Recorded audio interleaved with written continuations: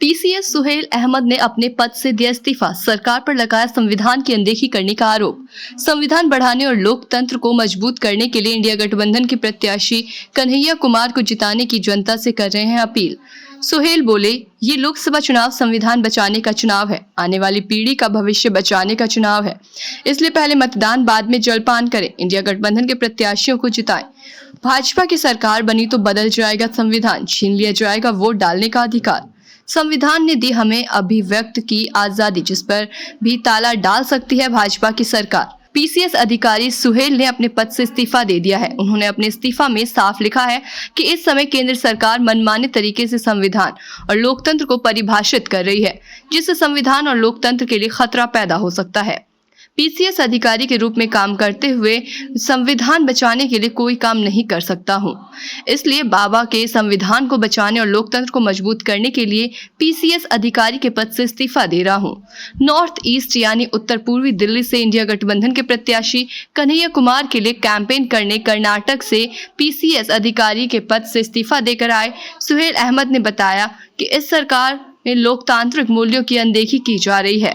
अभिव्यक्ति की आजादी पर हमला हो रहा है।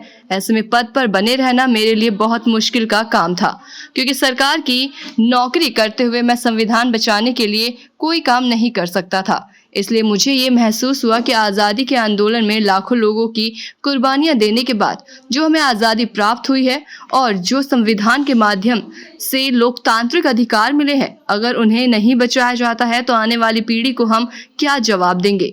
ये सोचकर हमने अपने पद से इस्तीफा दे दिया है। उन्होंने एक सवाल के जवाब में कहा कि ये चुनाव किसी दल या प्रत्याशी को जिताने का चुनाव नहीं है। ये चुनाव संविधान और लोकतंत्र को बचाने का चुनाव है। ये चुनाव आपसी भाईचारा बचाने का चुनाव है। रोटी और रोजगार बनाने का चुनाव है। रोटी और रोजगार बचाने का चुनाव है। इसलिए सभी लोगों को मिलकर पहले मतदान, उसके बाद जलपान करना होगा। तभी हम संविधान को खत्म करने वाले लोगों को सत्ता से हटा सकते हैं।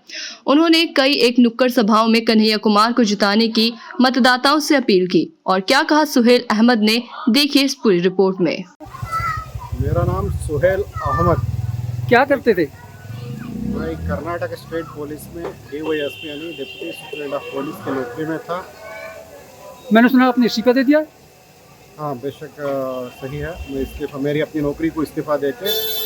क्यों इस्तीफा क्यों दिया है? तो हालात आप लोग सभी बेहतरीन जानते हैं। देश का संविधान और लोकतंत्र दोनों खतरे में हैं। यानी मैं एक ऑफिसर होते नाते मैं उसकी कायाकल्प का कुछ नहीं कर सकता था। मेरा जब इंस्टीट्यूशन, मीडिया सभी फेलर हो जाते हैं तब इंडिविजुअल वॉइस बनना चाहता था। मेरा मन अब सख्त ज़रूरत है, मैं समझा, इसलिए मैं नौकरी को इस्तीफा देके एक सिविल सोसाइटी में काम करने के लिए बाहर आया। अच्छा, आज आप जो है कन्हैया कुमार जो कांग्रेस के प्रत्याशी हैं उसके लिए कैंपेन कर रहे हैं, क्या आपको लगता है कन्हैया कुमार की जीत होगी? तो लड़ाई तो बहुत तगड़ी चल रही है। वो जीतना ज़रूर है। वो एक पढ़ा लिखा स्कॉलर है और हिंदुस्तान के जाने माने अच्छा सबसे बढ़िया बोलने वाला स्पीकर है। और सबसे बड़ी बात, वो एक आंगनवाड़ी कार्यकर्ता का बेटा है और वो सबसे बेहतरीन आवाज़ में देश के कई मसलों को, कई मुद्दों के ऊपर बात करके कई सालों से वो देश का एक बेहतरीन स्पीकर बन गया है। तो वो पार्लियामेंट पहुंचेगा तो मिडिल क्लास, लेबर क्लास की आवाज़ बन के काम करेगा, इसलिए वो जिताना पड़ेगा उसको। आपसे मैं देख रहा हूँ कि आप कैंपेन कर रहे हैं। आपने विकासपुरी, मायापुरी, इन मोहल्लों, इन कॉलोनियों में आपने जो है प्रचार किया है। इन कॉलोनियों के जो मतदाता हैं उनसे आप क्या अपील करना चाहेंगे? बस ये लड़ाई लोकतंत्र और संविधान की लड़ाई है। ये यानी पार्टी या प्रत्याशी की लड़ाई नहीं है, ये लोकतंत्र और संविधान की लड़ाई है। इस लड़ाई में हर एक मुल्क का शहरी शिरकत लेना है और मुल्क के अच्छे बुरे में हिस्सेदारी लेने वाला इस बार इलेक्शन को पार्टी प्रत्याशी से बाहर आके इस लड़ाई को लोकतंत्र बचाने और संविधान बचाने की लड़ाई समझ के काम करना चाहिए।